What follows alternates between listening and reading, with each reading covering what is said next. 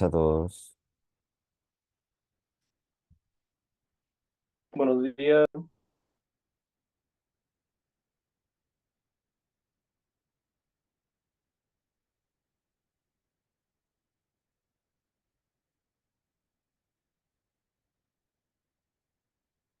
Buenas tardes, profe. Buenas tardes para todos.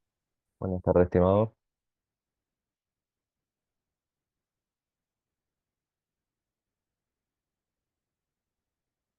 Vamos a compartir y vamos a empezar la clase del día de hoy, en la cual vamos a estar hablando un poco sobre lo que son emergencias y puntos básicos referentes a los primeros auxilios. Definir primero, ¿verdad?, lo que es una emergencia, que es toda situación inesperada que va a requerir por parte de nosotros o las personas que presencien una emergencia una acción inmediata para poder así evitar cualquier tipo de daño, ya sea a nuestra integridad física o pérdida significativa en algún tipo de equipo o instalación que esté cerca nuestro. Entonces, ¿cómo definimos una emergencia? Una situación que ocurre de la nada, que es inesperada. Estas pueden surgir en cualquier momento y son diversas las circunstancias y las causas que las pueden generar. Para ello, es siempre fundamental estar preparado, nosotros tener conocimiento sobre cómo reaccionar para así poder tomar el control de la situación. La preparación adecuada puede reducir significativamente los daños y las pérdidas que se puedan generar. ¿Cómo podemos nosotros estar preparados frente a una emergencia? Bueno, tenemos algo que conocemos como procedimientos de emergencia, que en todo lugar de trabajo, en toda empresa debiera contar con uno. Y básicamente son un conjunto de qué, de instrucciones claras y estructuradas, que son las que debemos seguir durante una emergencia para que así logremos garantizar la seguridad de nosotros mismos y todas las personas involucradas, tanto de la protección de los bienes cuando es posible. Estos procedimientos por lo general incluyen desde lo que son las activaciones de las alarmas, qué elementos debemos utilizar para actuar frente a una emergencia o las salidas de emergencia, las rutas de evacuación o los lugares seguros hacia los cuales nosotros debemos dirigirnos. Estos procedimientos, como mencionábamos, son esenciales sobre todo para mantener un orden y la calma en la situación. Si nosotros sabemos cómo actuar, si sabemos dónde ir, si sabemos dónde están las salidas de emergencia, nosotros vamos a tener una actitud mucho más calmada frente a una situación crítica, lo cual nos va a permitir salir de manera ordenada y evacuar o seguir todos los pasos de una manera sin ningún riesgo. Tenemos pasos básicos que son transversales que debieran estar en todo procedimiento de emergencia. No todos los procedimientos son exactamente iguales, depende de la empresa, del lugar de trabajo o de las actividades que se desarrollan en el lugar. Sin embargo, tenemos pasos básicos que son transversales en todos los procedimientos, los cuales pueden ser la detección y el reconocimiento, una fase de análisis de qué está pasando. Y el primer paso es identificar la emergencia. ¿Qué emergencia tengo? Ya sea un terremoto, sea un incendio, cualquier otro tipo de problema, es identificar qué está sucediendo. Y esto podríamos hacerlo en base a señales, a humo, a escuchar algún ruido fuera de lo normal, una explosión, una alarma que se activó, etcétera. Luego tenemos una activación de la alarma y una vez que nosotros sabemos qué está sucediendo, identificamos cuál es la emergencia, si estamos nosotros en el lugar adecuado, es crucial que podamos activar las alarmas de toda área y dar aviso para que así todas las personas estén en noción de que algo fuera de lo común o algo peligroso está sucediendo en el sector. Y posteriormente tenemos una evacuación que en caso de decidir que es necesario evacuar el lugar, hay que hacerlo de manera organizada y de manera lo más rápido posible, siguiendo nuevamente lo que son todas las rutas de evacuación que están establecidas y debieran estar demarcadas con señalética y que sean de fácil distinción para todas las personas del lugar. Entonces, estos son los pasos básicos y generales que debiera tener todo procedimiento de emergencia. Por ejemplo, en minería, Algún esquema bastante general y rápido son, tenemos a la persona que va a detectar la emergencia, tiene que dar aviso a la línea de mando inmediatamente superior que tenga, y esta línea de mando, ya sea un supervisor, personal del área, el jefe de turno, se va a hacer cargo de llamar a la cuadrilla necesaria para atender esa emergencia, ya sea si alguien quedó atrapado en la cuadrilla de rescate o cuadrilla de incendios. Son distintos las personas entrenadas para trabajar con las distintas emergencias que nosotros nos podemos encontrar. Frente a una emergencia, de igual forma, tenemos distintos roles y responsabilidades que se pueden dar dentro de un equipo de trabajo. Cada persona tiene un papel que cumplir. Algunos podrían ser responsables, ¿verdad?, de guiar a otros a un lugar seguro, mientras que otros podrían estar encargados de hacer el conteo del personal y ver que no falta absolutamente nadie.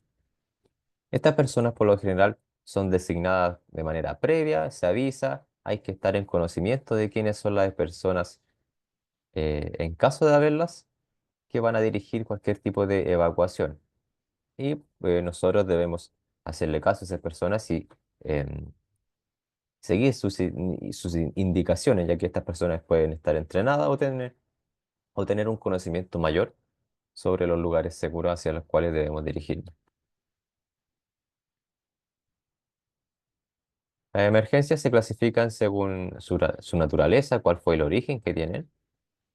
Los tipos más comunes son de emergencias médicas, ambientales o incendios también. Y cada tipo de emergencia requiere una respuesta específica o una respuesta distinta por parte de nosotros para así poder mitigar lo que son sus efectos. Tenemos las emergencias médicas que podrían ser, por ejemplo, ataques cardíacos, algún corte, quemadura, alguna lesión, desmayo, todo lo que tenga que ver y sea atingente a la salud de una persona puede caer dentro de lo que es una emergencia médica.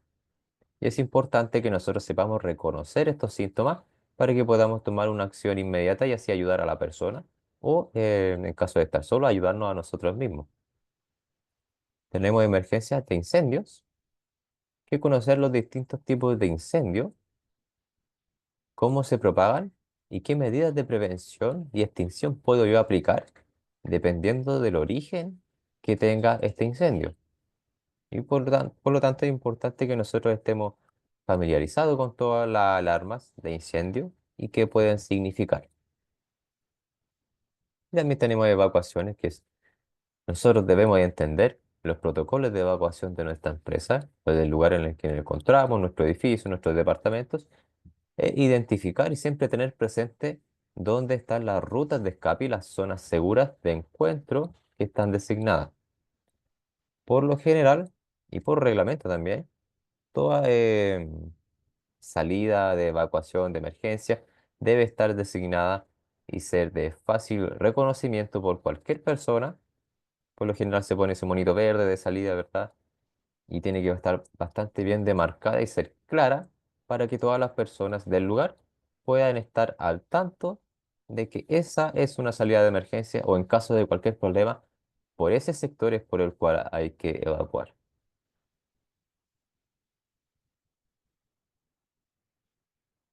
Los distintos sistemas de alarma que contamos, ¿qué son? Son básicamente un conjunto de dispositivos que están diseñados para poder alertar a todas las personas, a todos nosotros, que nos demos cuenta sobre una emergencia. Y estos sistemas pueden incluir lo que son alarmas sonoras, luces, estroboscópicas, mensajes por altavoces, por algún micrófono, ¿verdad? Y estas son fundamentales para que todos se den cuenta de qué está pasando y podamos tener una evacuación rápida y organizada frente a algún problema. Tenemos alarmas sonoras, visuales, táctiles. Por lo general van de la mano o visual con sonora o por lo general tenemos más de uno de estos tipos de alarmas juntos, para así que sea de más fácil reconocimiento del problema. Y cada tipo de alarma, dependiendo del sector del lugar donde esté, tiene un significado específico sobre evacuar un edificio, buscar refugio, apagar equipos que son peligrosos, o alarmas que dicen que hay un incendio. es importante que nosotros entendamos el significado y se nos dé el conocimiento de nuestro lugar de trabajo, sobre todo, sobre qué significa cada alarma.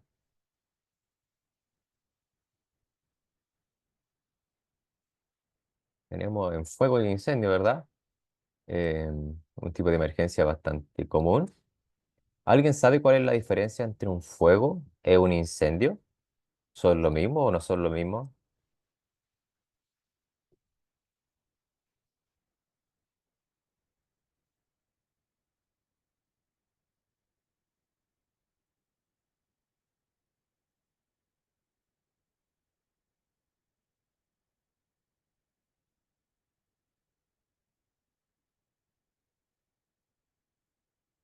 Bien. Bueno, son un poco distintos. Partimos por un fuego, que todos sabemos que es una reacción química de combustión, la cual va a producir llama, calor, luz y gases. El fuego es cuando esta reacción química recién se está generando. El fuego, o también conocido como amago de incendio, es cuando esta reacción se genera y nosotros tenemos la capacidad, si es que actuamos a tiempo, de controlarlo. O sea, nosotros podemos apagar o extinguir un fuego si es que reaccionamos a tiempo y tenemos los elementos necesarios para hacerlo, por ejemplo, un extintor. En cambio, un incendio ya es un fuego de una mucha más grande magnitud, ¿verdad? Que se propaga rápidamente y causa grandes daños a las propiedades y a los elementos. Un incendio es cuando un fuego pasa de ser controlable a incontrolable. O sea, nosotros como personas normales, común y corriente, no podemos controlar un incendio, por lo cual debemos llamar a personal capacitado, a bomberos, ¿verdad? Que tienen las técnicas, los conocimientos y las herramientas necesarias para poder apagar un incendio. Entonces, a grandes rasgos, básicamente, un fuego es el inicio de esta reacción química que es controlable por nosotros si es que actuamos rápido y actuamos a tiempo. Y un incendio es cuando este fuego ya se nos sale de las manos y no podemos controlarlo y toma una mayor magnitud y ya ahí tiene que venir solamente personal profesional y encargado de lidiar con este incendio. Esa es la diferencia a grandes rasgos.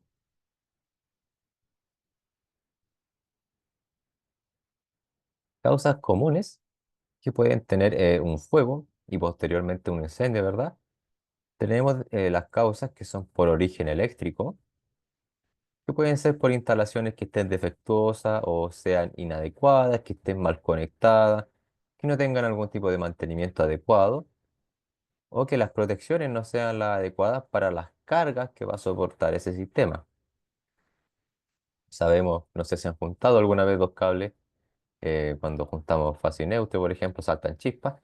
Bueno, ese tipo de chispas que saltan pueden tener bastante alta temperatura, lo cual puede hacer que se genere algún incendio y se empiece a consumir cualquier material que esté cerca de esta instalación eléctrica.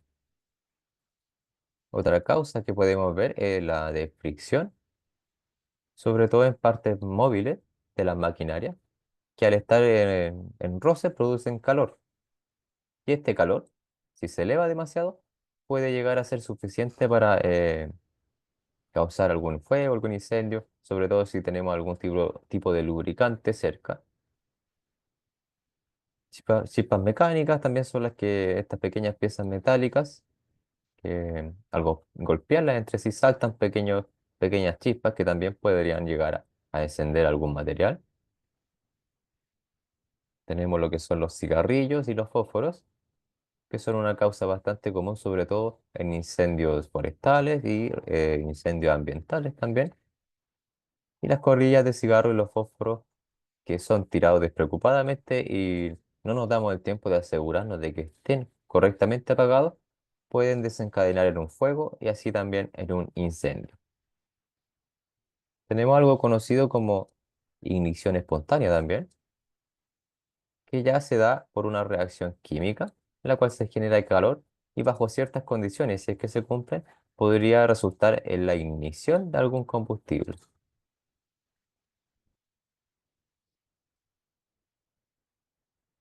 Producto de superficies calientes, también como caldera, hornos, escapes, se puede llegar a encender algún tipo de combustible. Chispas de la combustión provenientes de incineradores, hornos de fundición, ¿verdad? Cualquier material fundido está a altas temperaturas. Lo que son las llamas abiertas, sobre todo en mecheros, sopretes o los mismos quemadores de la cocina, ¿verdad? Si dejamos dado el gas y no lo cortamos, podríamos tener algún tipo de incendio ahí en nuestra cocina. Cuando trabajamos con corte y con soldadura también, siempre hay proyección de estos pequeños metales fundidos, ¿no es cierto? Que caen sobre materiales combustibles. Si es que nosotros no tenemos cuidado, podría generarse fuego también y podría desencadenarse en un incendio. Y electricidad estática, por último, que es la que se genera cuando tenemos dos cuerpos en movimiento que están en algún tipo de roce, de contacto, y estas no tienen algún tipo de conexión a tierra. Pueden saltar chispas, por ejemplo, cuando nosotros tocamos algún metal y sentimos alguna chispa, tocamos a otra persona también. Esto es producto de la electricidad estática. Y si se cumplen ciertas condiciones, también podría inflamar algún tipo de combustible.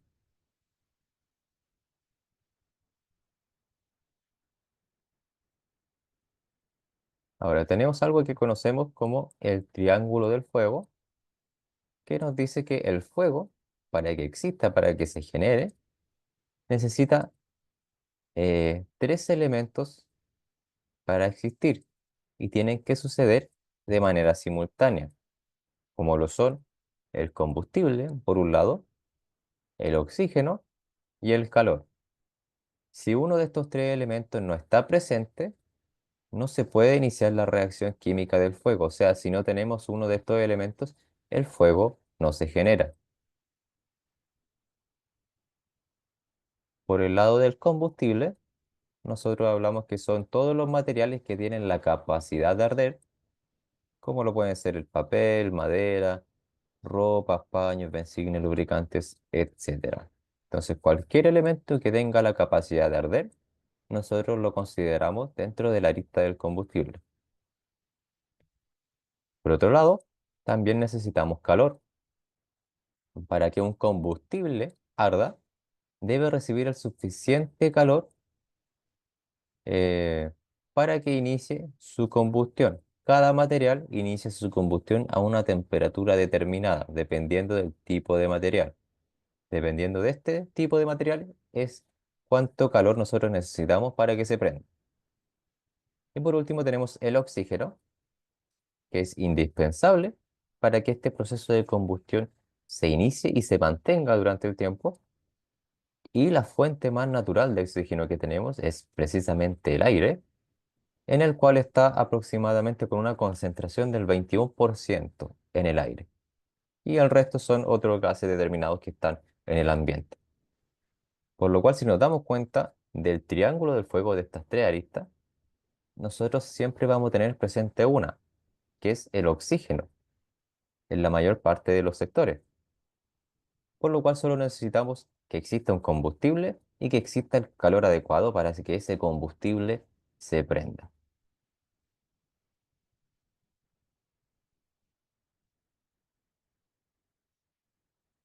Triángulo del fuego. ¿Alguna vez te has preguntado qué se necesita para iniciar el fuego? Y no estamos hablando de unos fósforos. Hoy te queremos hablar del triángulo del fuego. Para que se produzca el fuego, es necesaria la presencia de tres elementos básicos. El primero, el oxígeno. El segundo es la temperatura. Y el tercero, un material combustible. Es decir, que se pueda prender. El oxígeno está presente en el ambiente y hace parte del aire que respiramos. Algunos materiales contienen oxígeno en su interior. La temperatura es el calor o energía de activación necesaria para elevar la temperatura del material combustible, la cual puede estar dada por una chispa, un cortocircuito, una llama ya encendida, entre otros. El combustible es cualquier material capaz de arder o prenderse. Estos pueden ser sólidos, como la madera, el papel, las telas y el plástico. Líquidos, como la gasolina, el queroseno y los disolventes. Gaseosos, como el gas natural, propano, butano y el hidrógeno. así como algunos metales que también pueden encender como el magnesio, el titanio y el litio. Recuerda que para que exista un incendio, debe haber presencia de estos tres elementos. Ahora que ya conoces los elementos que componen el triángulo del fuego, realiza acciones seguras para evitar que una emergencia se pueda presentar.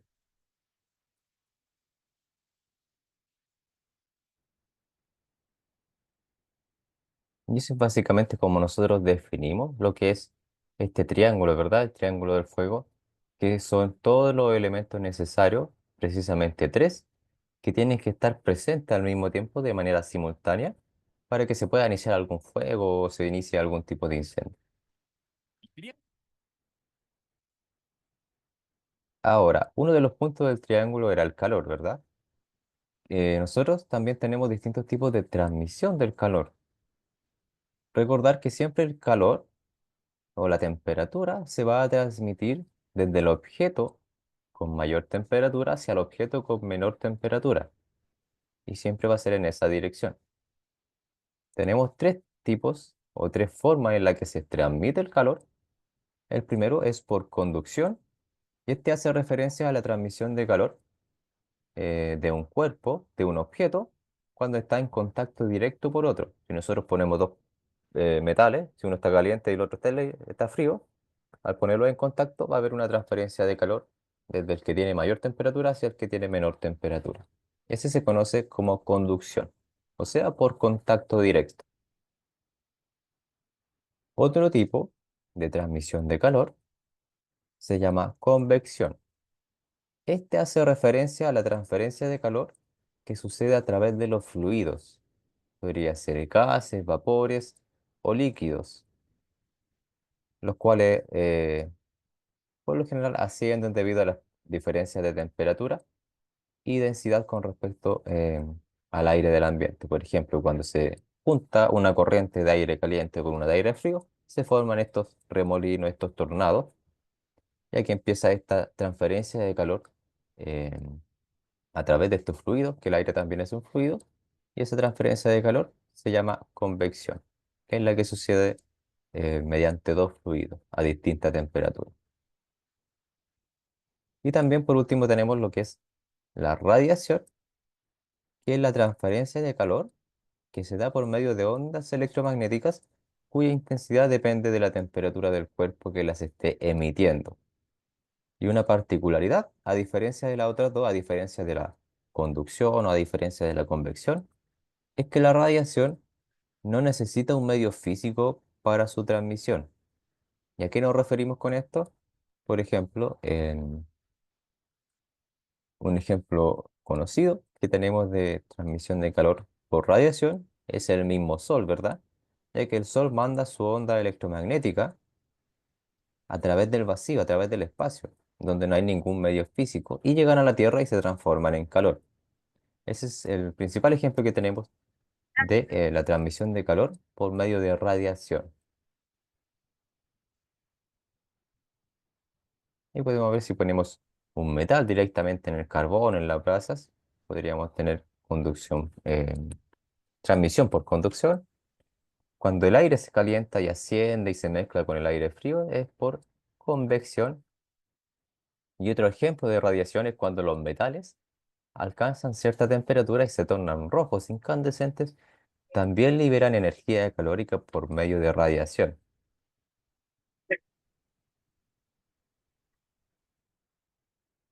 ¿Qué medidas podemos tener nosotros de prevención frente a lo que son fuegos e incendios? Nuestras instalaciones eléctricas debieran cumplir con las normas vigentes de los servicios eléctricos, de la SEC, y todo el diseño de la instalación debería estar bajo reglamento y en norma. Eh, todos los materiales que puedan ser combustibles o inflamables, nosotros debiéramos mantenerlos lejos de todo proceso que indique o que trabaje con altas temperaturas, ¿verdad? Para evitar que se vayan a prender. Mantener una buena ventilación y un buen orden, sobre todo en las bodegas o en los lugares donde hay varios materiales distintos, ya que si están desparramados por el suelo puede ser más fácil que se propague un incendio, por ejemplo. Tener una prohibición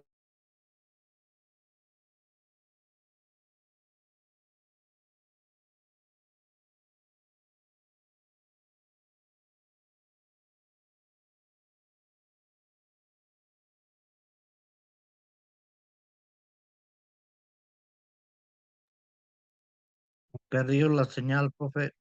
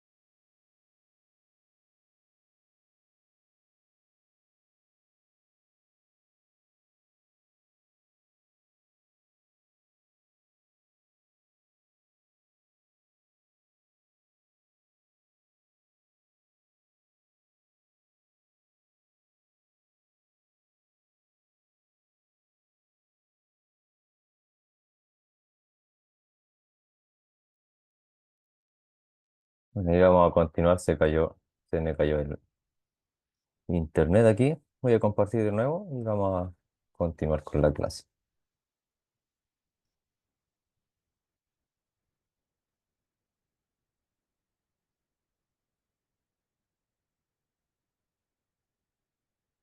Y bueno, estábamos hablando sobre las medidas de prevención generales que nosotros podemos tener en consideración, no solamente en nuestro lugar de trabajo, sino también en nuestra casa, en nuestros colegios, en cualquier lugar en el que podamos tener algún tipo de incendio, mantener un buen orden y que todo esté en las condiciones en las que debiera estar. Ahora, los fuegos se clasifican en distintas categorías, en 5 categorías, dependiendo del elemento que se utiliza como combustible. Los fuegos de clase A son todos aquellos que implican algún material combustible sólido, como lo pueden ser la madera, el papel, los cartones, cualquier elemento sólido. Nosotros lo consideramos como un fuego de clase A. Los fuegos de clase B, por otro lado, implican todo lo que son los líquidos inflamables, como lo pueden ser las gasolinas y los aceites. Los de clase C son todos aquellos que involucran algún equipo eléctrico o electrónico, que esté energizado. Puede ser un toma corriente, un secador de pelo, cualquier elemento que maneje energía eléctrica y que producto de esta energía eléctrica se generen chispas que hagan que se produzca un fuego, es considerado un fuego de clase C. Luego tenemos los que son de clase D, que ya implican metales, que algunos metales también tienen capacidad de arder. Son metales combustibles como por ejemplo lo pueden ser el magnesio, el potasio, el cobre, el cesio, el boro, el calcio, también son metales que tienen la capacidad de arder. Y estos tienen una particularidad que se usa bastante en fuegos artificiales, por ejemplo, que dependiendo del tipo de metal que esté ardiendo, va a tornar un color diferente su llama. Y esto es lo que ocupamos en los fuegos artificiales para hacer que tengan distintos colores también. Y por último, la quinta categoría o la clase K, que son todos los tipos de fuego que involucran algún tipo de aceite o grasa de origen animal que se utilizan en cocinas. Entonces tenemos que son cinco las categorías A, B, C, D y K, que depende del tipo de combustible que se esté utilizando, es el tipo de fuego que nosotros lo categorizamos.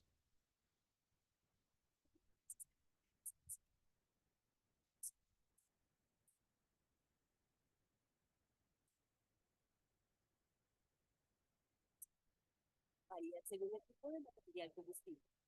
Clase A. Se da en materiales sólidos combustibles como madera, papel, caucho, plásticos y pinturas. Clase B. Fuegos en líquidos combustibles como aceites, gasolina, pinturas y plaguicidas, o en gases como el butano. Clase C. Involucran equipos con conductividad eléctrica.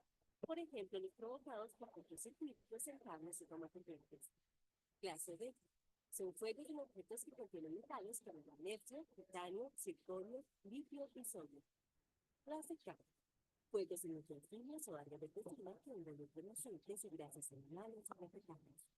Si debe atender un inicio de incendio, busque un extintor y revise la etiqueta para comprobar que funciona para ese tipo de fuego. Nunca ponga en riesgo su vida. El extintor únicamente se debe utilizar en principio de incendio. Centro de Salud Ocupacional y Gestión Preventiva, UNED.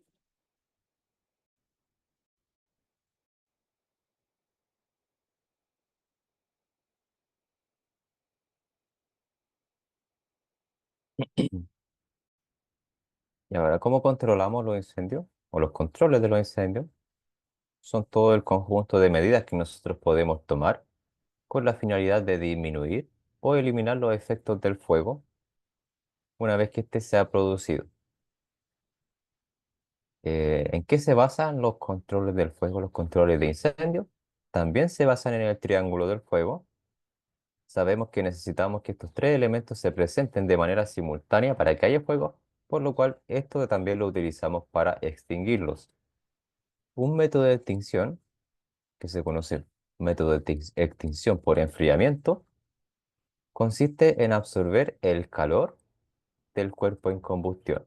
O sea, nos preocupamos de la arista del calor y eliminamos este factor del triángulo del fuego, disminuyendo su temperatura por debajo de la temperatura de combustión necesaria para que arda ese material. Por ejemplo, podríamos extinguir un fuego de algún tipo de madera con agua, que también nos sirve para reducir la temperatura de esa reacción.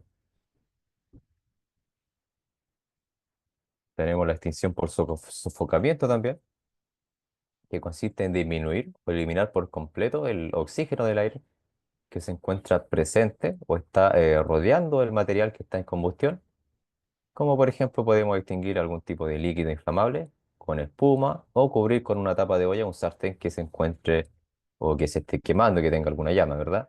Entonces, en este caso, por sofocamiento, nosotros nos encargamos de reducir o de quitar la lista de oxígeno del triángulo del fuego.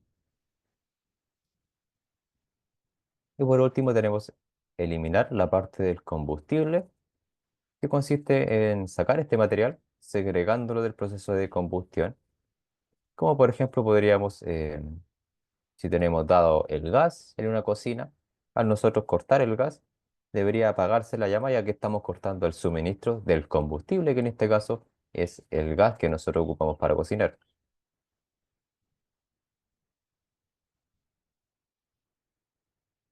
Así también existen distintos tipos de herramientas o extintores que nos van a servir para uno u otro tipo de fuego, ya que cada fuego tiene un origen distinto. Dependiendo de esa categoría de fuego, nosotros vamos a utilizar un extintor para pelear con esa misma categoría. Por ejemplo, un extintor de agua bastante básico nos podría servir para apagar fuegos de clase A solamente. Un extintor de espuma nos podría servir para fuegos que tengan la clase A o fuegos de clase B también. Polvos químicos secos nos sirven para las clases A, B y C, que son los conocidos como multipropósitos, son los más generales en distintos tipos de recintos, en los edificios, en los trabajos, son los extintores A, B, C.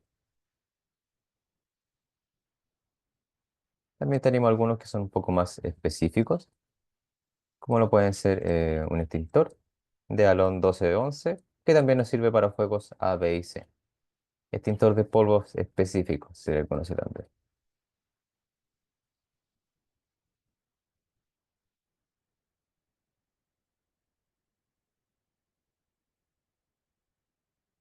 ¿Sabía que hay extintores para cada tipo de fuego? Los extintores son elementos portátiles que ayudan a contener principios de incendios. Cada extintor está diseñado para uno o varios tipos de fuego. Extintor tipo A. Ayuda a combatir el fuego causado por sólidos combustibles. Extintor de dióxido de carbono. Usado en fuegos por líquidos combustibles, gases y en equipo eléctrico. También para este tipo de fuego se puede usar el extintor de polvo químico tipo BC. Extintor de polvo químico seco ABC. Ayuda a combatir el fuego causado por sólidos, líquidos combustibles y por objetos con energía eléctrica. Extintor a neutrón 1. Óptimo para fuegos clase C o centros de datos. Además es amigable con el ambiente porque no deja residuos. Extintor tipo K. Instalados en algunas cocinas que trabajan con volúmenes altos de aceites y grasas animales y vegetales. Nunca ponga en riesgo su vida. El extintor únicamente se debe utilizar en principios de incendio. Y gestión preventiva. UNED.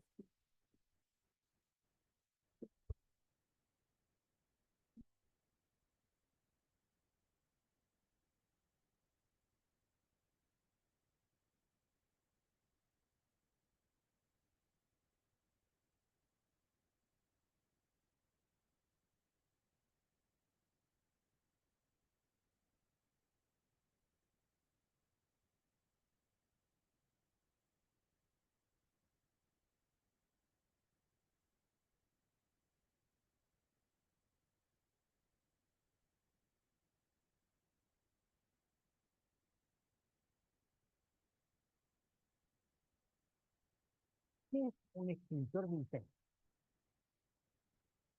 Un extintor de incendio es un dispositivo portátil para apagar un amago de incendio. Es decir, cuando el incendio recién ha comenzado y hay una primera respuesta de la cual te puedes hacer cargo tú. De eso vamos a ir aprendiendo un poco cuáles son los componentes y los tipos de extintores. Aquí sobre la mesa ya podemos encontrar, por ejemplo, este, que es más moderno, es un extintor de espuma, que simplemente presionando su gatillo vas a poder apagar un pequeño incendio que está comenzando. Luego de eso nos vamos a encontrar con los más clásicos, que son los polvos químicos secos, que van contenidos dentro de estos extintores y que vamos a identificar a través del nombre.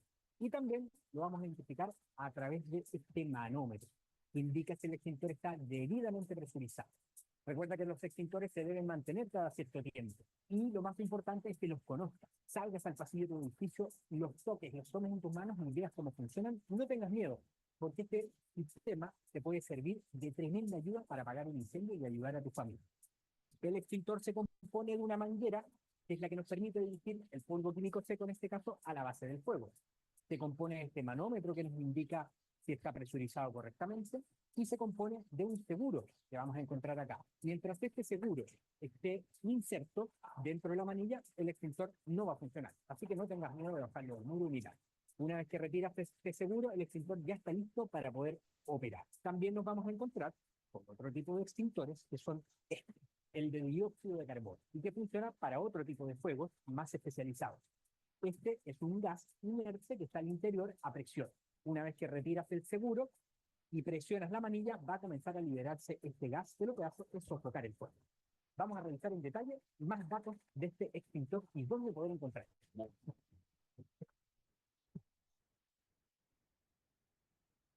Todos los extintores contienen etiquetas que identifican distinta información respecto a su uso. La etiqueta más importante es la del frente, que nos indica el tipo de compuesto que contiene el extintor, que en este caso es polvo químico seco. Además, nos va a identificar qué tipo de fuego podemos atacar con este dispositivo. En este caso es uno para fuegos tipo A, B y C. Otra etiqueta fundamental es la etiqueta de mantención, que podemos encontrar en el costado de acá. Esta etiqueta va a identificar mediante el año y el mes cuándo toca hacer la mantención periódica del equipo. Si ya estás pasado en esta fecha, significa que estás en grave riesgo de que este equipo no pueda funcionar de manera correcta cuando tú lo necesites. Vamos a identificar también una tercera etiqueta que corresponde a la certificación del equipo. Todos los equipos que se venden en Chile deben ser certificados. Y además, ¿dónde vamos a encontrar estos extintores?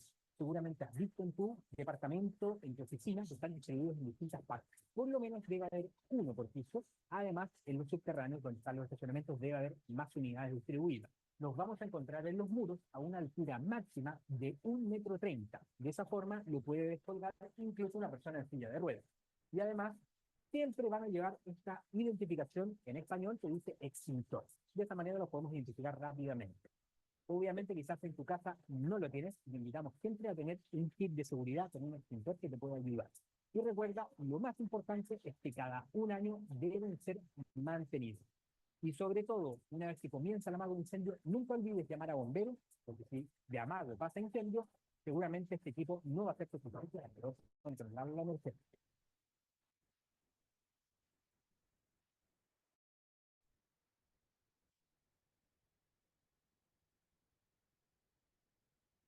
Bueno, y ahí vemos que de igual manera los extintores se clasifican dependiendo del tipo de fuego, el cual están diseñados para apagar, ¿verdad?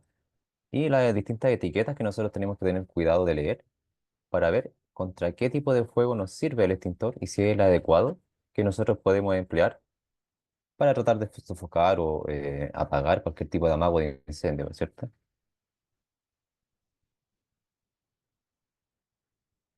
¿Alguna duda del video de la emergencia? ¿Alguna duda hasta el momento? Por mi No, profesor, parte, sin ninguna. ¿No por allá? ninguna ¿Alguien ha duda, tenido profe. alguna experiencia con un amago de incendio en su casa, en el trabajo? Yo con un vecino, ¿Sí? ¿Qué pasó con el vecino? a mi vecino se le prendió el tubo de gas y comenzó a quemarse su casa. Aparte que él Chuta. tenía distintos problemas mentales por adicciones a las drogas, entonces no era la primera vez que le pasaba esto. Chuta, ¿y alcanzaron a Como, reaccionar? ¿Se apagó o consumió toda la casa? eh, la, por suerte mi papá pudo apagar el incendio en la casa del vecino con una manguera y por suerte no llegó a pasar hacia mi casa. Ya, por suerte. Alcanzaron a Por controlarlo a suerte. tiempo. Sí, Claro, y eso pasa por los... Sí, sí, esto fue después de la pandemia, como un mes después. ya. Mira, hace no mucho. Bueno, Ujú. qué bueno que hayan podido controlarlo, porque lo que pasa con estos fuegos, ¿cierto? Sobre todo con las casas que están aledañas, como casi todas las casas acá en Chile que están bien pegadas. eh, claro, se inicia el fuego en un sector y empieza rápidamente a propagarse y tenemos solamente cuestión de segundos en los que podemos reaccionar para tratar de controlarlo, si no se nos escapa de las manos muy rápido.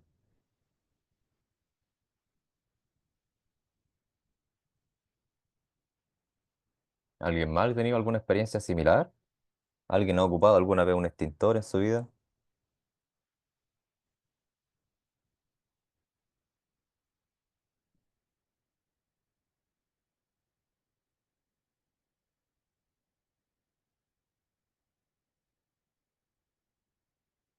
Bueno, ahora vamos a pasar al siguiente tema, que tiene relación también con emergencias, pero ahora de un ámbito, del ámbito médico, de la salud, ¿cierto? Que son los primeros auxilios.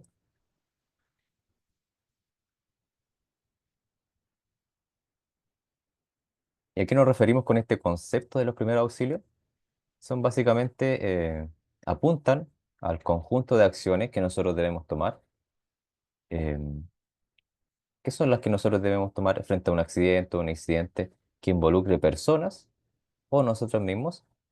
Y son las acciones que toma una persona común y corriente que no sea un técnico o un profesional de la salud. Este tipo de atención es una atención temporal, tiene que ser de rápida reacción, tiene que ser de manera rápida y de emergencia, y debiendo durar solo hasta que la víctima ya no presenta algún riesgo vital, no se haya empeorado su lesión, ¿cierto? Y se entrega este tipo de primer auxilio hasta que llegue la persona de salud entrenada y el profesional de salud que tenga los conocimientos para poder atender a la persona. Esto es solo la primera atención, por eso se llama primeros auxilios. Siempre, después de esta primera atención que nosotros brindamos, la víctima tiene que ser evaluada en algún centro médico asistencial que esté encargado o que tenga las herramientas necesarias para atender la emergencia. ¿Qué propósitos tenemos nosotros con los primeros auxilios? Prevenir accidentes, que ocurran más accidentes, capacitar a todas las personas, al personal, a los trabajadores, em, para que puedan actuar con conocimientos, para que sepamos qué debemos hacer en cada situación en concreto, para prevenir el agravamiento de lesiones por un tratamiento inadecuado. O sea, si nosotros sabemos cómo tratar a una persona, difícilmente vamos a empeorar sus lesiones y para saber cómo hay que transportar a la persona. Lo ideal siempre es nunca moverlo, sobre todo si tiene un accidente automovilístico o un accidente grave. Lo ideal es nunca mover al paciente. Sin embargo, también tenemos conocimiento sobre cómo debiéramos transportarlo en caso de que debamos hacerlo. Tenemos lo que son las actitudes que toma el público frente a esta emergencia. Un 20% del público, de las personas, tienen una actitud de confusión que puede incluso bordear la histeria, o sea, se ponen bastante nerviosos. Otro 60% de la población toma una actitud de indiferencia, o sea que no participa o no hace nada o simplemente se queda ahí mirando lo que sucedió. Y el otro 20% son las personas que actúan con calma, con juicio y que realizan alguna acción de primer auxilio frente a esta persona. ¿Por qué creen ustedes que es tan alto el porcentaje de las personas que actúan o toman una actitud de indiferencia frente a algún problema de salud? Porque no conocen sobre temas de primeros auxilios y porque eh, al no tener esto les da miedo meter mano y ayudar a la persona accidentada. Exactamente. Debido a, podría ser una falta de conocimiento, que yo no estoy seguro de qué debo hacer y por ende yo no quiero empeorar la situación, la mayoría de las personas prefiere dar un paso al costado y esperar o simplemente dar aviso a ambulancia o esperar que llegue el personal profesional que sabe hacer este tipo de trabajo. Si nosotros no estamos completamente seguros de lo que vamos a hacer, es preferible no intervenir ya que podríamos de igual forma agravar las lesiones que tenga una persona. Lo que sí podemos hacer siempre es eh, dar aviso a las autoridades, a la ambulancia, al hospital, eh, de todos los sistemas de emergencia que nosotros tengamos a disposición para que llegue la ayuda necesaria a esa persona y nunca dejarla sola. Sea o no que nosotros vamos a intervenir directamente con la persona, nunca dejarla sola y simplemente tratar de mantenerla consciente, mantenerla lo más cómodo posible si es que nosotros no hacer algún tipo de intervención.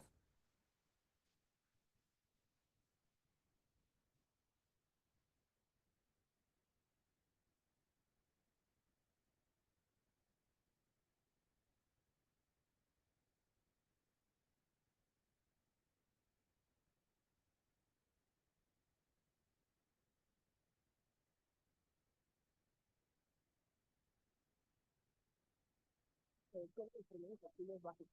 Iniciaremos con el primer tema, protocolo inicial. En este video revisaremos la importancia de observar y saber identificar qué elementos nos darán la información para reconocer una escena segura y no estar en riesgo al brindar primeros auxilios. Activar el sistema médico de urgencias y realizar tu evaluación primaria. Recuerda, tu seguridad es primero. Para reconocer que una escena es segura, es importante que observemos con detenimiento para identificar cualquier riesgo potencial de seguridad. ¿Y cómo evaluamos nuestra escena? Utiliza tus sentidos y observa lo que hay a tu alrededor. Escucha y presta mucha atención si hay alguna señal que pueda ponerte en riesgo, como el tránsito vehicular, fuego, armas, materiales explosivos, cables con corriente eléctrica, materiales tóxicos, fenómenos ambientales, etc.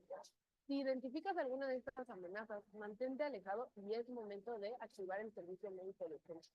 No te conviertas en un lesionado más. Ahora, ya conoces cómo evaluar la escena. Sin embargo, también parte de tu seguridad es el uso de tu equipo de protección personal o tu aislamiento de sustancias corporales, el cual te ayudará a proteger tus ojos, tu nariz y tu boca durante las acciones que generen salpicaduras o líquidos como sangre, fluidos orgánicos y más. Hasta este momento ya conoces cómo evaluar que nuestra escena sea segura, o qué elementos son importantes no dejar pasar y que contar con un equipo de protección personal ayudará a tu seguridad. ¿Qué nos falta? Es momento de hacernos las siguientes preguntas. ¿Qué sucedió? ¿Cuál es la situación? ¿Cuántas personas son las lesionadas? ¿Qué lesiones les provocó? Muy bien. ¿Recuerdas que en el principio de tu video de bienvenida preguntábamos, ¿ya conoces el número único de llamadas de emergencia? Ahora es momento que tomes nota. En México, el número de emergencias es el 911. Al llamar a este número, un radiooperador te solicitará los principales datos de contacto y esto te ayudará a brindar la asistencia inicial. Es decir, un radiooperador te hará preguntas claves para identificar el tipo de emergencia y canalizará tu llamada a la corporación más adecuada. Al momento de realizar esta llamada, no te preocupes. En todo momento, el radiooperador te estará guiando. Y será muy importante que compartas la información que has observado y que obtengas de tu evaluación de la escena. Una vez que ya realizamos la evaluación de la escena, marcamos al número de emergencias si es necesario y observaremos si la persona que necesita ayuda se encuentra alerta. Es importante pedir su consentimiento o permiso para brindar los primeros auxilios. La principal acción de la evaluación primaria es identificar la condición actual de la persona lesionada o enferma. Para iniciar, es importante determinar si la persona responde a algún estímulo a través de los siguientes pasos llamados ABDI. A, de alerta. La persona alerta está consciente, me sigue con la mirada e interactúa con mi medio ambiente. B, verbal. La persona responde ante un estímulo verbal. Le puedo hablar y reacciona, abre los ojos o emite algún sonido en respuesta. D, dolor. Se aplica un estímulo como palmadas en los hombros para comprobar su respuesta. Y de inconsciente. La persona no responde a ninguno de los 3 estímulos anteriores. En caso de que hasta este momento aún no hayas activado el sistema médico de urgencias, es momento de hacerlo. Recuerda que los problemas relacionados con la pérdida sanguínea, la vía aérea y la respiración pueden llevar a la persona a la muerte en cuestión de minutos. Tu ayuda es muy importante. Puede salvar una vida.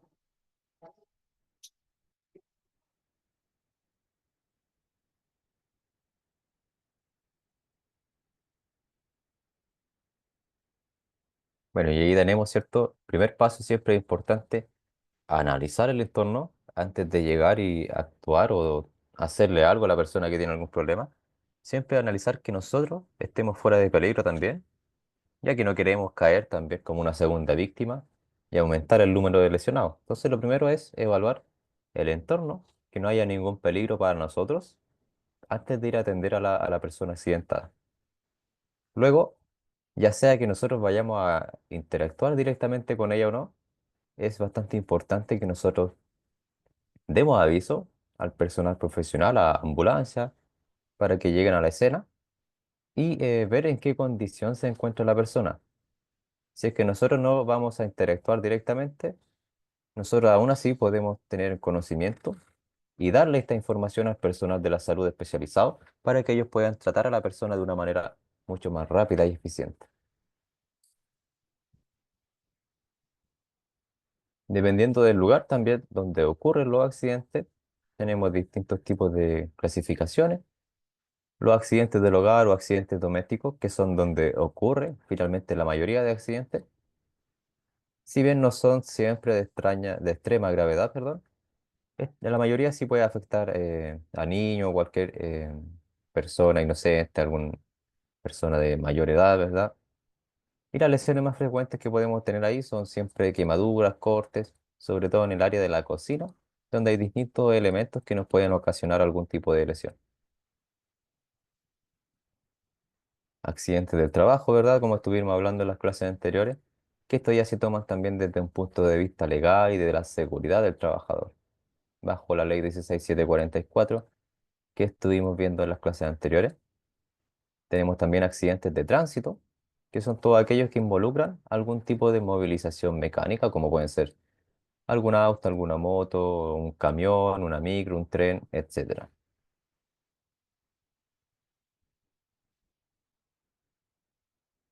Normas generales o pasos generales que nosotros debiéramos seguir en caso de enfrentar algún tipo de accidente. La aproximación a este sitio, como mencionábamos aquí en el video que vimos, consiste en un análisis, en una detección de los peligros que se encuentran en nuestro ambiente. Pueden ser físicos, químicos, eléctricos. Y se debe evaluar nuestro entorno. Nosotros debemos prestar atención, debemos mirar y ver si hay situaciones peligrosas, también para las personas que son los rescatistas, como pueden ser algún tipo de derrame de combustible, que haya fuego, incendio, etcétera. Entonces nosotros primero debemos evaluar la escena antes de tomar cualquier tipo de acción. Cuidados básicos también, reconocimiento de lesiones. Nosotros debemos tomar un orden, disponernos a atender primero las lesiones que son evidentemente más graves y así ir siguiendo un orden. Por ejemplo, despejar lo que son las vías aéreas, ya que ninguna otra acción tiene validez si el accidentado no está respirando o si no tiene pulso. Por lo cual debemos poner un orden de importancia a las heridas que nosotros vamos a ir tratando.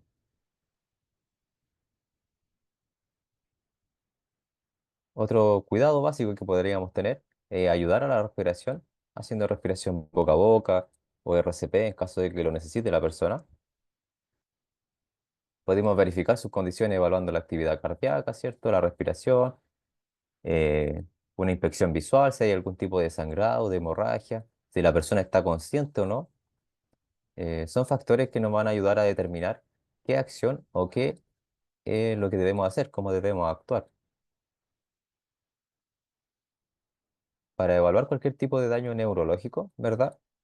Tenemos un método que se llama ABDN, que es un poco distinto al que mencionó aquí la niña en el video, pero sirven para exactamente lo mismo.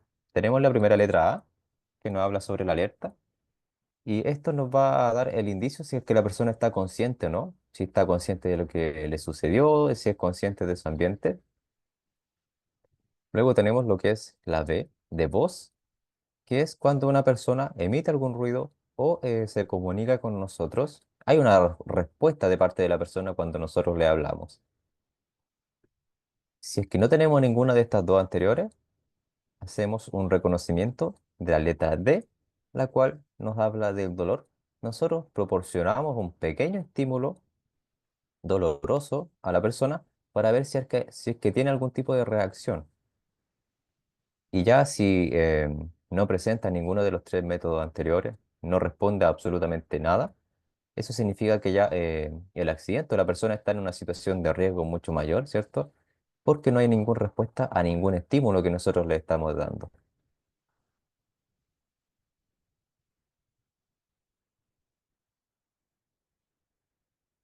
Observaciones que nosotros podemos tener.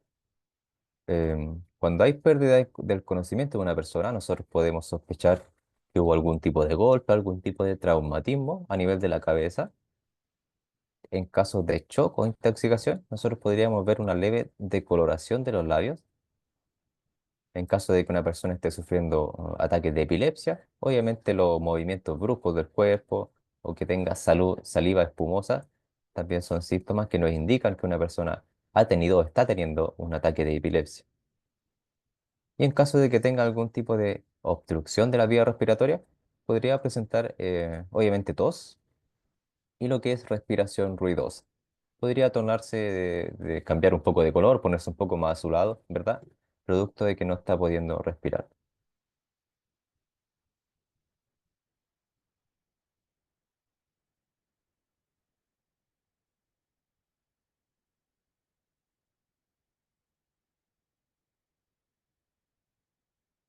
Otro de los cuidados que nosotros deberíamos tener con una persona que se vea accidentada es mantener siempre la temperatura corporal, obviamente sin acalorar a la persona. Si nosotros nos damos cuenta que está perdiendo temperatura de manera rápida, nosotros deberíamos tratar de mantenerlo lo más abrigado posible, lo más cómodo posible, cubrirlo y abrigarlo si es que su temperatura ambiental también es baja. Guardar la calma, nosotros como personas, no actuar precipitadamente, sino con una actitud más tranquila, sabiendo lo que debemos hacer y mandar siempre, si es que no estamos solos, si es que hay alguien más con nosotros, lo primero es mandar a una persona a llamar a los servicios de emergencia, a llamar a ambulancia y pedir ayuda. Nunca se debe abandonar a la persona que sufrió un accidente. Si nosotros estamos solos, por ejemplo, antes de tomar cualquier acción, lo primero que debemos hacer a nuestro entorno es llamar a los servicios de ambulancia, llamar a la emergencia, y una vez que nosotros estamos seguros de que la emergencia viene en camino, ahí recién nosotros vamos al accidentado y empezamos a tomar algún tipo de acción de primeros auxilios.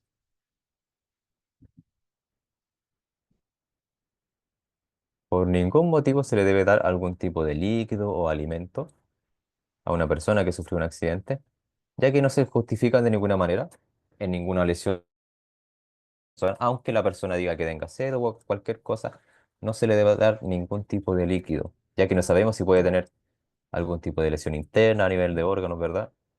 Entonces es importante no darle ningún tipo de líquido o alimento. Impedir, en la medida de lo posible, que el mismo accidentado, si es que tiene lesiones graves y evidentes, observe sus propias lesiones, ya que esto puede hacer que se ponga mucho más nervioso, que sus pulsaciones aumenten, lo cual puede empeorar las lesiones que tenga. Y mantenerlo siempre de la manera más cómoda, física y emocionalmente posible, prestando apoyo emocional y manteniéndolo abrigado en todo momento.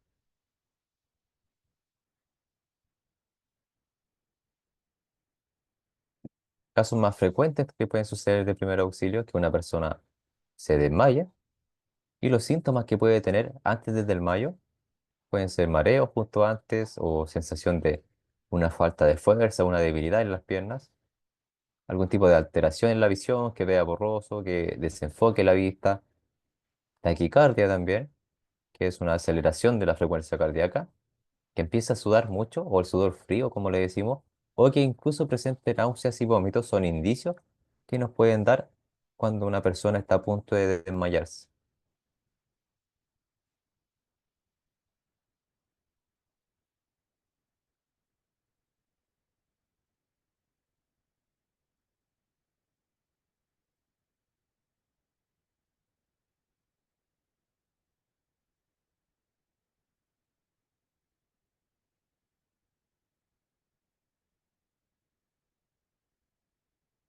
Bienvenido a este segundo tema, reanimación cardiopulmonar solo con las manos, del curso Introducción a los primeros auxilios básicos.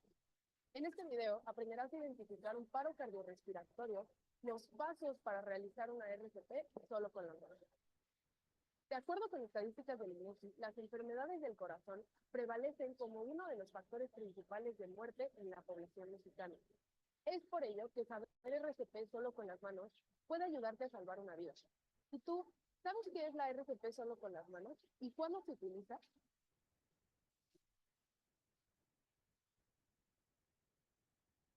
Se realiza para suplir la función mecánica del corazón, es decir, el bombeo de sangre ante un paro cardíaco.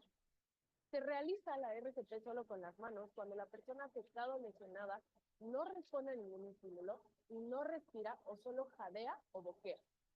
Consiste en compresiones torácicas efectivas, fuertes y rápidas, ininterrumpidas para mantener la circulación de los órganos vitales.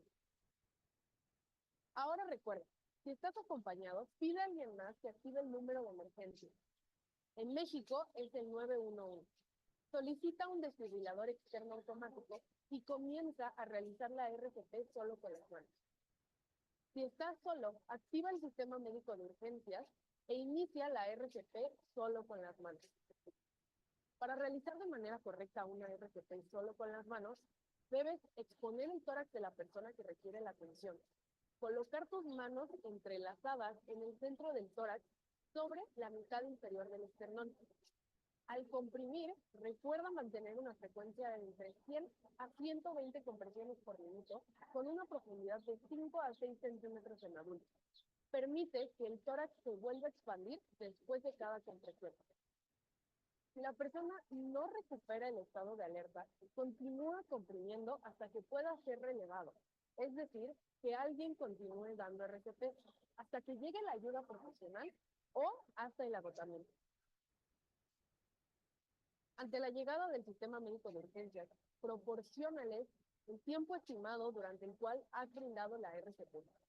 Gracias por ver este video. Aprender a salvar vidas aplica para todos. Te vemos en el siguiente tema.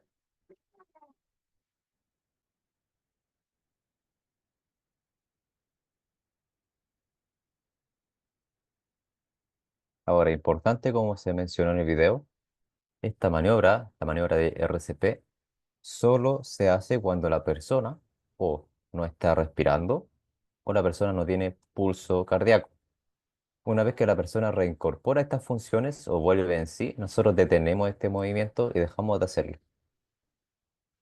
En caso de que no vuelva en sí, nosotros debemos hacer esta maniobra de RCP hasta que llegue el personal de salud. Y nuevamente, si no es que nos encontramos solos, antes de comenzar a hacer esta maniobra, debemos llamar a los servicios de emergencia para asegurarnos de que va a llegar alguien a socorrerlo.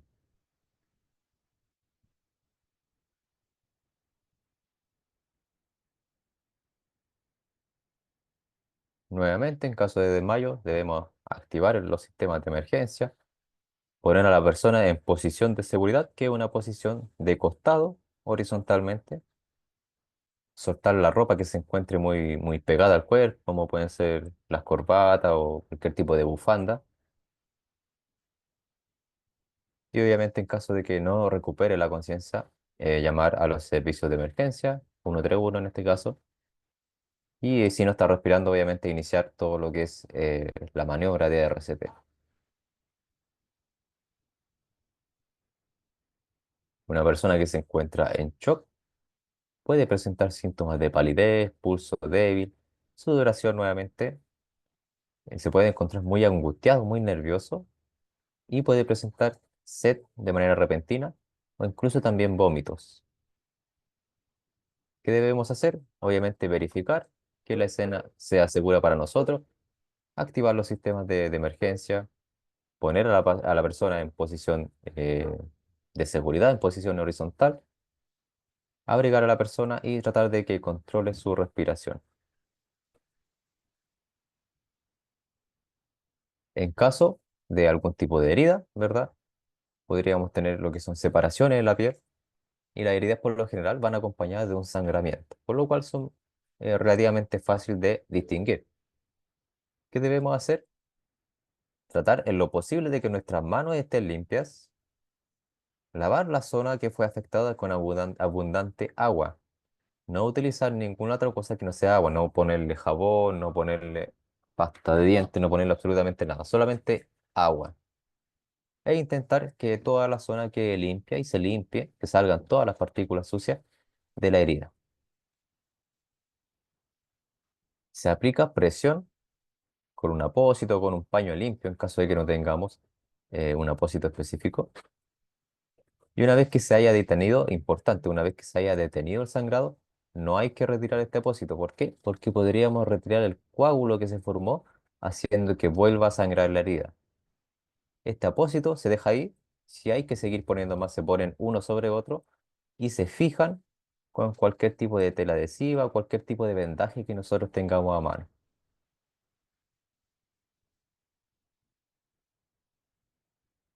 Frente a quemaduras, nosotros podremos identificarlas por un evidente enrojecimiento de la piel, Obviamente va acompañado de dolor, ardor, inflamación y la aparición de ampollas. ¿Qué debemos hacer? Retirar cualquier tipo de anillo, reloj, cinturón o cualquier tipo de prenda ajustada, porque es probable que la zona afectada comience a inflamarse, lo cual va a hacer que estos elementos sea mucho más difícil de retirarlos después. Hay que enfriar la zona que sufrió una quemadura con abundante agua fría durante varios minutos y hay que aplicarlo esto sobre la lesión, sobre la quemadura. Se cubre la zona quemada con apósitos estériles o en su defecto con cualquier paño o tela limpia que nosotros tengamos. Y todo lo que son las quemaduras de segundo y tercer grado que se encuentren en zonas especiales o específicas del cuerpo tienen que ser tratadas por algún centro especializado o profesional de la salud.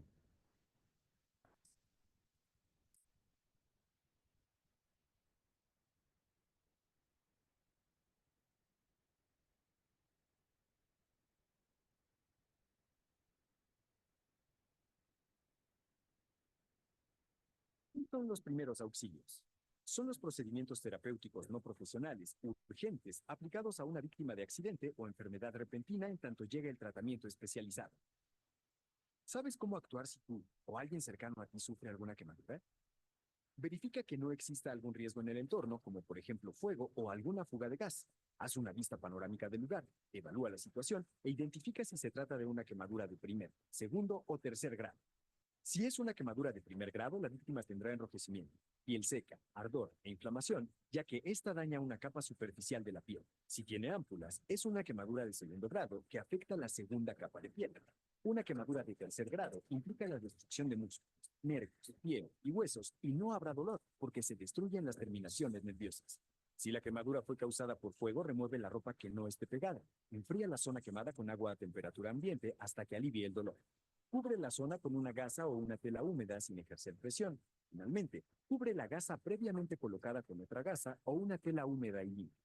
Ya sea que la quemadura haya sido causada por el fuego, vapor, sólidos incandescentes como el carbón o algún metal caliente, electricidad, fricción, ácido o corrosivo, es importante que no apliques remedios caseros ni rompas ampollas. Para evitar las quemaduras te recomendamos mantener alejados a las niñas y niños de la cocina. No permitas que jueguen con fuegos artificiales, cerillos o encendedores. No realices trabajos de mantenimiento relacionados con electricidad si no estás capacitado.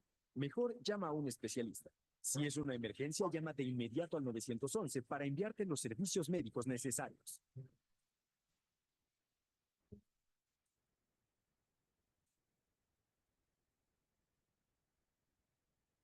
Ahí vimos los distintos tipos de quemaduras y dependiendo de su grado en la categoría que se les da, primer, segundo, tercer grado, dependiendo de qué tan profundo en la piel fueron estas quemaduras.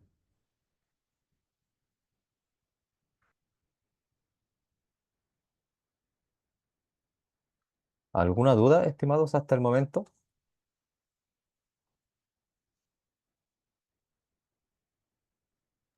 No, profe,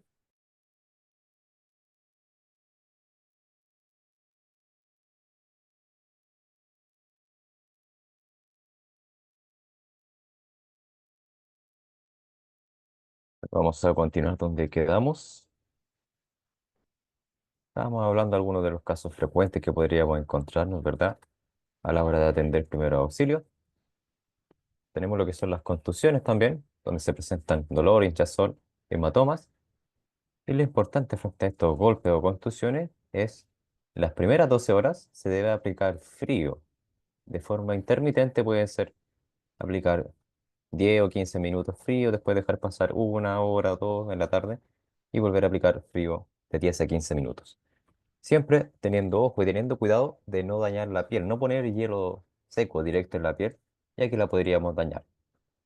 Luego de estas, las siguientes 12 horas se debe aplicar calor, de igual forma de manera intermitente y cuidando de no dañar la piel. Frente a luxaciones, que es cuando nuestros huesos, ¿verdad?, se salen de la posición normal dentro de la articulación, podríamos presentar algún tipo de dolor intenso, con alguna dificultad en el movimiento de la articulación.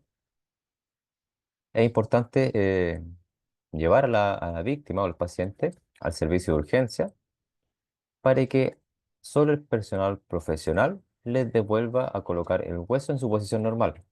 Nunca debemos intentar hacerlo nosotros, ya que podríamos dañar la articulación, dañar los músculos circundantes, ligamentos, vasos sanguíneos o inclusive podríamos llegar a dañar nervios que se encuentren en la zona.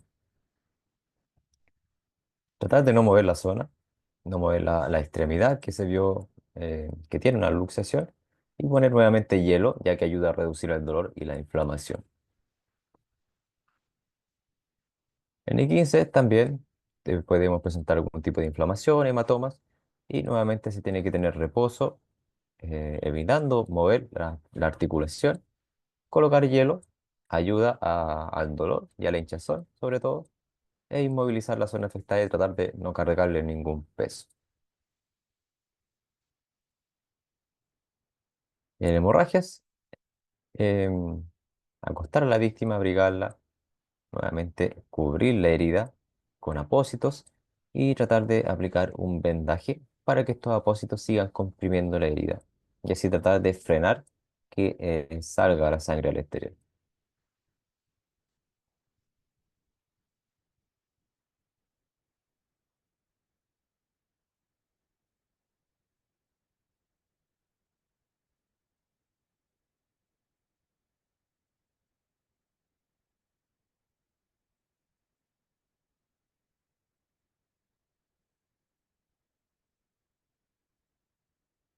Bienvenido a este quinto tema, atención inicial de hemorragias, de tu curso, Introducción a los primeros auxilios básicos. En este video conocerás qué es una hemorragia y los pasos iniciales para su atención. Comencemos. ¿Sabes qué es una hemorragia? Una hemorragia puede definirse como la pérdida de sangre de los vasos sanguíneos hacia los tejidos cercanos o al exterior. Una hemorragia puede ser interna y oculta o externa y obvia. Cualquiera es potencialmente peligrosa. Ambas pueden causar una emergencia mayor si no se atienden y manejan lo antes posible. ¿Y cómo atendemos una hemorragia de manera inicial? Antes de dar atención, recuerda, evaluar la escena, portar tu equipo de protección personal. Activa el sistema médico de urgencias en caso de observar lo siguiente. La persona lesionada no responde. La hemorragia es muy abundante y de difícil control. Y después, continúa la evaluación primaria. Ahora, si has identificado que es una hemorragia activa, es momento de contenerla aplicando presión directa y un vendaje compresivo en caso de que esta no sea. ¿Cómo aplico la presión directa? 1. Retira la ropa que cubra la herida para observar con claridad. Ojo, siempre y cuando esta no se encuentre pegada a la piel de la persona.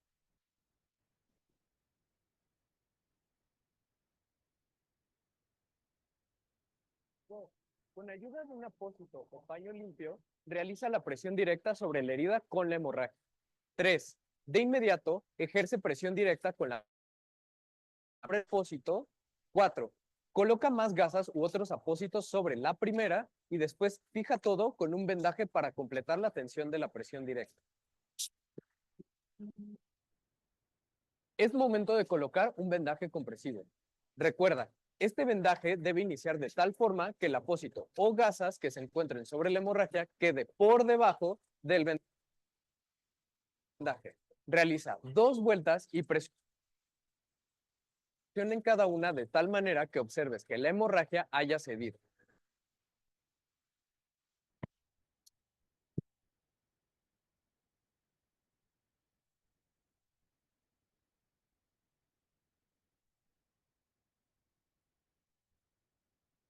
Revisa que exista sensibilidad y coloración en la extremidad más cercana al vendaje.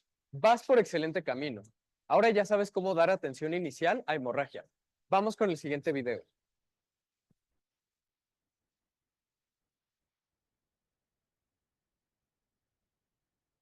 Vimos cómo tratar las hemorragias, ¿verdad? Y ahora vamos a ver qué debemos hacer en caso de alguna fractura.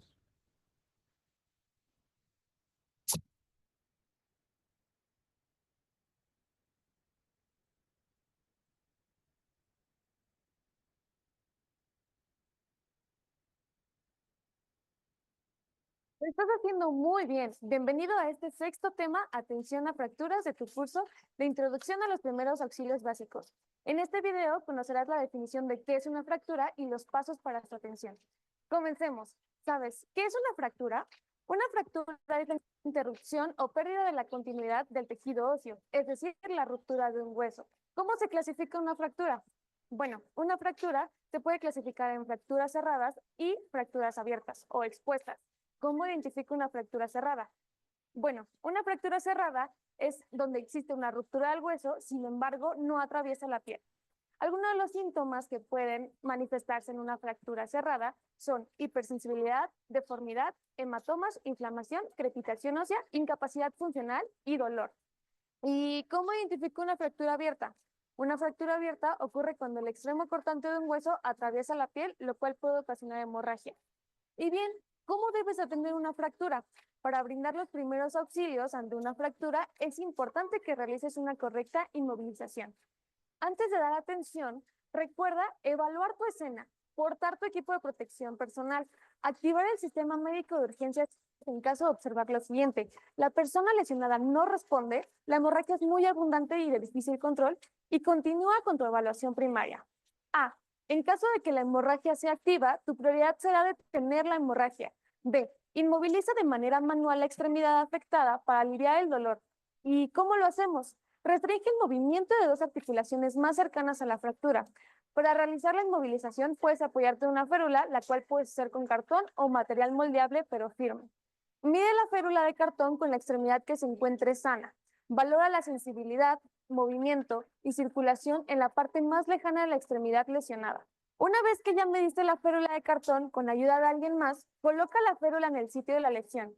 En un solo movimiento, llena los espacios sobrantes en las férulas para prevenir el movimiento de la extremidad en su interior.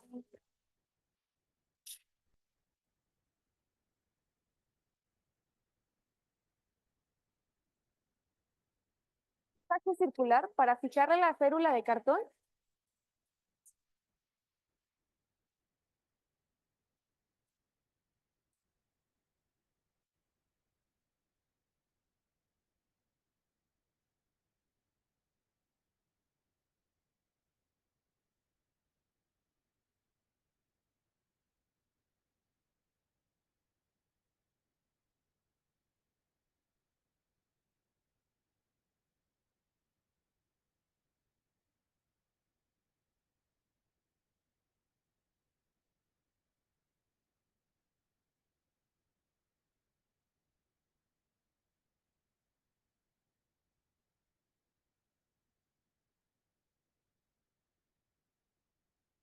Al terminar, revisar que exista sensibilidad y coloración en la extremidad más cercana del vendaje.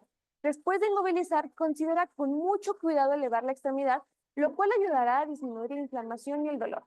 Es muy importante que en todo momento interactúes con la persona lesionada. Vas por excelente camino. Ahora ya sabes cómo dar atención a una fractura. Vamos con el siguiente video.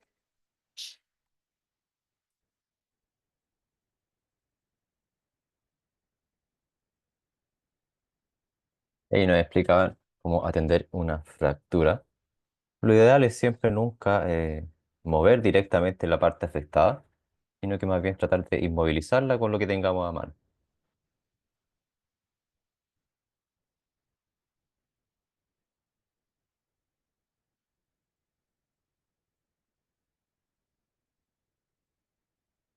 Ahora, en caso de obstrucción de la vía respiratoria, vamos a ver una maniobra conocida como la maniobra de Heimlich, que nos sirve para ayudar a una persona que tiene problemas o que tiene las vías respiratorias obstruidas con algún objeto extraño. ¿Cómo realizar la maniobra de Heimlich en adultos y niños? Es probable que alguien cercano a ti se pueda ahogar con algún alimento o objeto, como un trozo de carne o una pieza pequeña de algún juguete, y se obstruya su vía aérea sin poder respirar. La persona, al no poder hablar ni toser, se llevará las manos al cuello de forma instintiva, y para ayudarla es vital que sepas hacer la maniobra de Heimlich. Esta maniobra se aplica en adultos y niños mayores de 1 año. ¿Qué hacer? Pregunta, ¿te estás ahogando? Si la persona asiente, párate atrás, abrázala alrededor de la cintura, haz un puño con una de tus manos y envuélvela con la otra. Colócalas en el abdomen, entre las costillas y el ombligo. Presiona hacia adentro y arriba, fuerte y rápido. Repite el movimiento hasta que expulse el cuerpo extraño. Si pierde el conocimiento, llama a tu número de emergencia e inicia la maniobra de reanimación cardiopulmonar cuanto antes. Revisa la vía aérea cada vez que corresponda ventilar. Retira el cuerpo extraño si lo ves y alcanzas con tus dedos en pinza. No busques a ciegas, porque puedes introducirlo más. Si la persona es obesa o está embarazada, debes pedirle que levante sus brazos y hacer la maniobra en el tórax. Si la persona es muy alta, busca algo para subirte. Y si es muy baja, debes agacharte y así poder hacer la maniobra correctamente. ¿Qué hacer si estoy solo y me sucede a mí? Busca ayuda, alertando con ruidos y o golpeando algo. No intentes hacerte la maniobra tú solo, ya que es probable que no te resulte y pierdas el conocimiento. Si pides ayuda, otra persona podrá llamar al servicio de urgencia. Es importante que la persona sea evaluada en un servicio de urgencia después de la maniobra. Clínica alemana. Si es tu salud, es la alemana. ¿Cómo? Y ahora vamos a ver la misma maniobra, pero ahora es aplicada a niños pequeños o infantes, bebés, que puede ser un poco distinta a como lo haríamos con un adulto.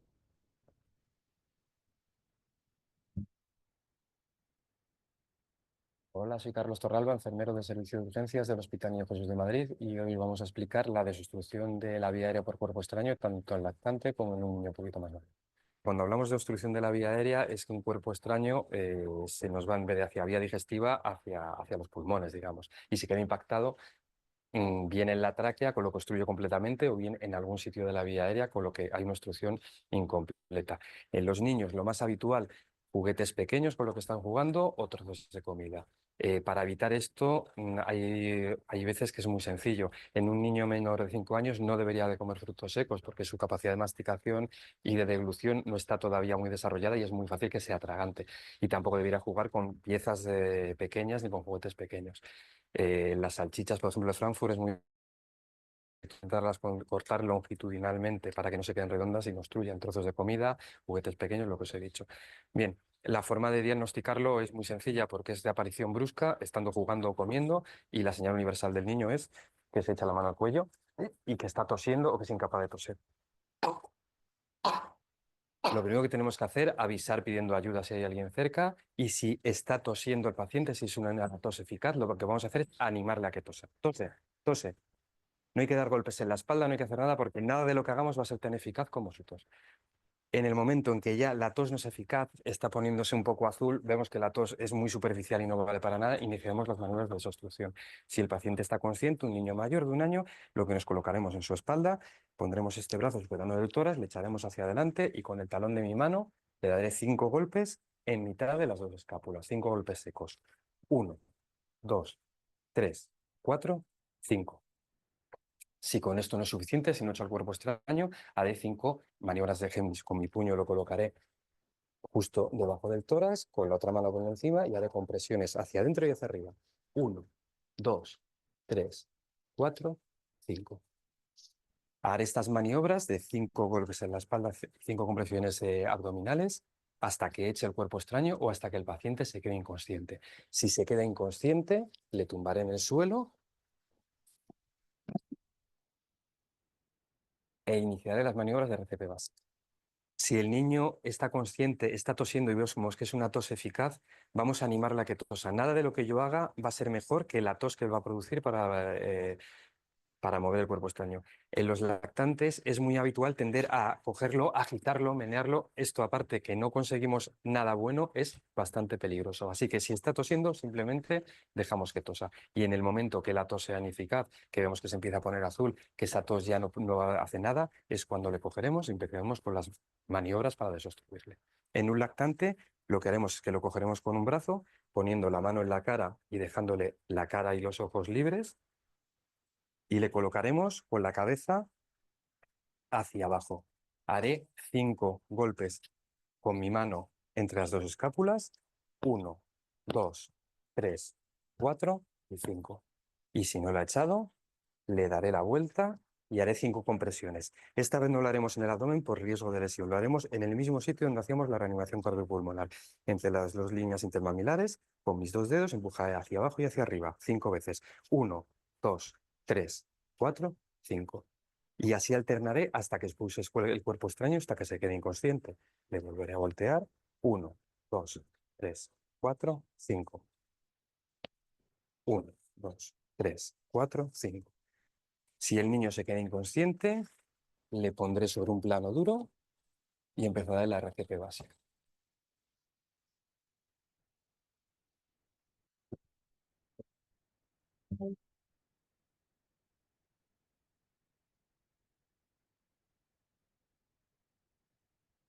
¿Alguna consulta, alguna duda hasta el momento?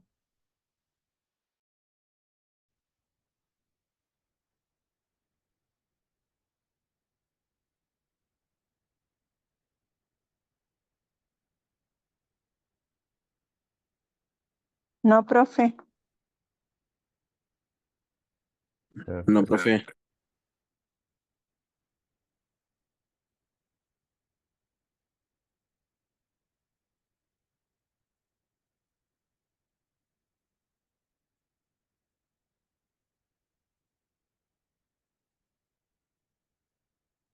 Vamos a compartir un enlace aquí al chat para una actividad de retroalimentación. Aquí pueden ir ingresando ahí.